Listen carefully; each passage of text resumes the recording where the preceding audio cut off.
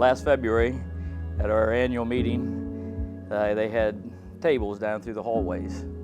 And the very last table, at the end of the hallway, stood a lady named Alice. And she said, "We have a need in Peru."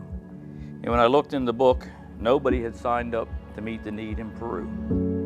So I talked to her about it. Then over the next couple months, it didn't seem like it was going to quite work out. They wanted a separate building, they wanted to do this. Things changed multiple times. So I thought it was going to fall through. Then out in the middle of nowhere, I got another call from Alice that said, "Did you decide whether you're coming down to the grand opening here in July?" And I said, I hadn't made a decision on that. I said, "I'll get back to you." The very next day, a guy called me and goes, "I want to get involved with Men and Women of Action." And I said, "Well, I said, "Do you want to go to Peru?" He said, "Yes."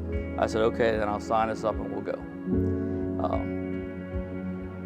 He didn't go with me. So the only reason I went is because he was going to go down. So I came down by myself. I met Alice, and then Phil came over, and we did the dedication of the orphanage there in July. And that's for the first I seen the building. And basically we just had a slab on top of the kitchen area with some rebar sticking up through it. And after going back and forth, the Carlisle Church of God agreed to pay for the building and provide a trip of labor. So we hired a local contractor to get us under roof so that we get down here, because I was worried about the rainy season. And I have to testify, this has probably been the nicest week of weather we could possibly ask for in Peru. It's been, now I know it's hot and humid, it's always hot and humid, but we weren't dealing with 9 inches of rain or anything like that. So we got a lot of work done. And it's just a blessing. What I found is people, there are good people everywhere. And I think the people down here that we're dealing with are good people, godly people. And if you don't feel the love over there at the church and the orphanage, then you're probably not where you need to be with God. But as we built this week, I had surgery a couple weeks ago, and I'm not allowed to lift. So this is just about killing me to sit here and supervise. But I was afraid if I canceled, the trip might not happen. So I told my wife I'm going to go, and I'll try to be good. And I think for the most part, I've done pretty well at that. But I see the blessings in your lives for coming. You will be changed forever, and we all will be. And I hope this is just the first of many opportunities that you get to serve. But for those of you who have never been on a trip, sign up, go out there, and just meet some good people of God all over. It'll be a blessing. It'll be things you'll never forget. We were able to hook up with some missionaries that were down here. They're not part of our denomination, but they're part of our kingdom. And so we met them, had a good fellowship at dinner. We met some great people at the churches, at the orphanages, some guys that helped us work. And these are relationships we'll have forever. And really that's what it's all about, serving God and serving others. And I think a Men and Women in Action mission trip. And this one went twofold. We not only were doing construction, we were doing ministry, and the ladies did a marvelous job there working with the girls. And I believe we blessed them, but honestly, we've probably been blessed more. And I just thank God for the opportunity to come. Thank you. I want to thank God for this week. I actually got to see my son preach internationally. It was his first time preaching internationally, and it was a blessing. And when he was done preaching, all the girls come up and started hugging the ladies, and I thought that was so sweet. And then they started to come and hug all the guys too. It just tugged on your heart, and it gave you the motivation to work all week in this heat. We see all the more that they have here, and we're so spoiled in the U.S., it's unbelievable. So I just want everyone that's even watching this video to sit back and realize what you do have and to thank God for it. Well, from the time I was 14, God called me at Winterfest to preach, and he told me that I'd be able to preach all over the world. So 10 years later, I was thinking about it this week. 16, 18, 20-year-old me when I was on the run would have never imagined that I would have got to preach overseas, doing what God called me to do. like others said, I feel as if I was blessed more than I was a blessing to others. I got to see what the church is outside of the Church of America, and it's different seeing the hunger for God when they have nothing. When they have nothing compared to us, and all we do is complain in America. So there's a greater compassion I have in my heart, you know, even preaching at different churches in America. I felt a sense of urgency for more people, and my heart tugged for mission. And I was nervous going overseas doing this. It was out of my comfort zone, but when you see people, when you see young children in need, it changes your life. Nothing compares. So in everything, this trip has blessed me more than anything I could ever imagine, and I can't be any more thankful. This trip has been the answer for what do you want me to do, Lord? And I've been many times in different places, but it was not my call. It was my mom's, and we were with her. And I didn't know what I was going to do with my education, or I don't know when or how. But now it's not a matter of what is this going to do with me, or it's a matter of how are you going to do it, Lord? And I'm sure this is a place, and I've finally found the reason for and the answer for many things. And I'm happy to say that I'm 100% that I'll be back. Okay. I'm very grateful to God and these girls and many more that are coming, and God will do more. This is just the beginning. As soon as we got here, the humidity is like the first thing to hit you, but it's an answer to prayer, and an answer for my desire, like the Audio Adrenaline song, I want to be his hands, I want to be his feet, I'll go where you send me. That's my heart's desire, and this week has been the fruition of that desire, and I'm so thankful for everybody here that answered the same call and made it possible to do what we've done this week. For a place like this, that kids coming out of such a horrible situation, they can be kids. They have a place to go. And that is just, that's where it's at. Yeah, you know, I try to live my life with the philosophy of every trip's a mission trip. Doesn't matter whether you're in Peru or whether you're in the Walmart in Archdale, North Carolina. We're always, as Christians, on a mission trip because, you know, that's our call. Our call is to be on mission for Christ. So while I've been here, you know, I've tried to focus on loving on the people that are here, the girls, the welders, the people on the job site that are around us, and let them know, you know, we're from another country, but we love you.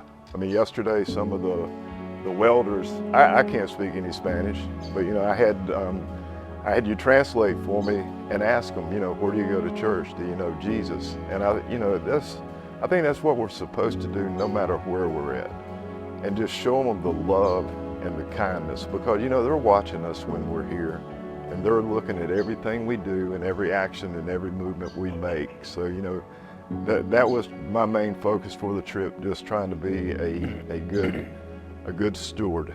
And, you know, also for this trip for me, it is passing this on to the next generation.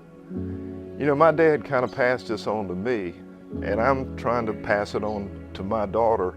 And I think in reflection back too, we're passing it on to these girls at this home, because This thing we may not see any fruition through it at all. It may be generations before this thing actually comes, where their families and stuff accept Christ. But we don't always see things immediately. It could be 2 or 3 generations down the road. So, by me bringing my daughter here, it just helps me to know that it's going to be carried on. And I know her children will see it through her, and it will be carried on. Hi everybody, it's been such an amazing trip. I'm from Belize, and being here it feels like being at home. You know a need when you see it, and these people here are desperate. They're looking for hope. And as Paul wrote, he told us, you can speak in tongues, you can have all these things, but if you have no love, everything is void. And I think that these kids were so happy. I was happy that morning when I came down the stairs and I heard them just singing, and they were giggling. 3 ladies that came with us did an amazing job, and it was just so great to see that these girls have, their resemblance in their face is just so much brighter now, and it really has touched me.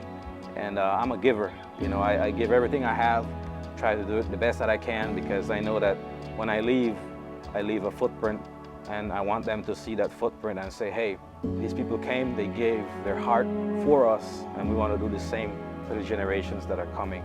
And I think that the seed that we're planting today is going to be a tree producing much fruit in the years to come. I was just so happy and glad to be here, and I just hope that if you have an opportunity to come and serve here in Pucallpa or anywhere around the world, I just want you to know, just come and have love, because if there's no love, it won't produce any fruit.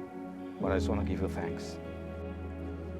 So when I was coming on this trip, I really didn't know why I was coming on this trip, even up until when we got to Peru on Sunday. I really just kept being like, Lord, why am I here? I'm not working with the guys.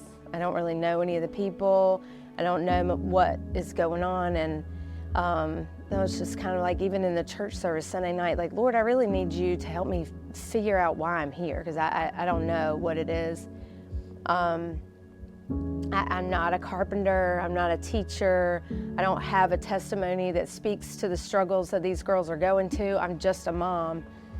And then when we got to the house Monday morning, I realized that's what the girls needed this week, was just a mom. Just mom hugs, somebody to play games with, somebody to watch their drawings, to do Play-Doh creations. And that's what we've done all week. I've just loved on them for a week, and it's blessed my heart in so many ways to just get to be a mom to some of these girls for a week, and really connected with them. And love doesn't have a language. Hugs speak more than words can speak. Smiles speak more. Attention, just trying to connect with them, I think, says more than any language barrier can keep from being communicated. So I'm leaving here feeling like I received more blessings than I gave, but it's been a good week. It's been a really good week. I've known for a while that I was coming to Peru, and a lot of you don't know my full testimony, but I can totally relate to these girls and what they have gone through. And when I shared that with them, it created even more of a bond. They definitely need love, and the proper kind of love.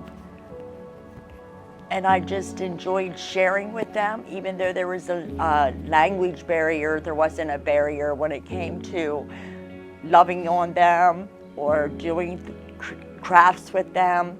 And it's just been such a blessing all week to be with them. And I'll probably come back and visit with them, but I know in my heart that my being called to nations, this is part of it. So, we come to Pucallpa to do ministry. And you get to see things that you don't always see. You get to see these little girls that are so hungry for something real. And we brought real love. We brought real truth. We brought real work. We brought real dedication to get this medical building done. And as a construction worker, it's amazing. I look at what was done and I can pick out the flaws. I can pick out, man, this isn't really anything that I would have done. This is not even up to the par that I would like. But yet they come up in that room and they stand there in awe of something that is new in their life. Just like when Jesus comes into our life, we stand in awe to see what God is doing. Other people might not see it, but we see it. We see these young girls that have been through so much trouble, but yet they smile all the time. And that's a blessing. And as Dave Carper said, after the service, I wasn't going to hug because I didn't want to offend these girls, because I know that what they've been through, and I didn't know they wanted even a guy hugging them. But yet they came up to us and they talked with us and they played with us and they gave us high fives and they just welcomed us in with open arms. And it is such a blessing working through all this heat, having all the muscle cramps and the calluses and stuff. Yeah, it's worth it. So if you have an opportunity, get in touch with the Men and Women of Action and do a mission trip. You will not regret it. God bless.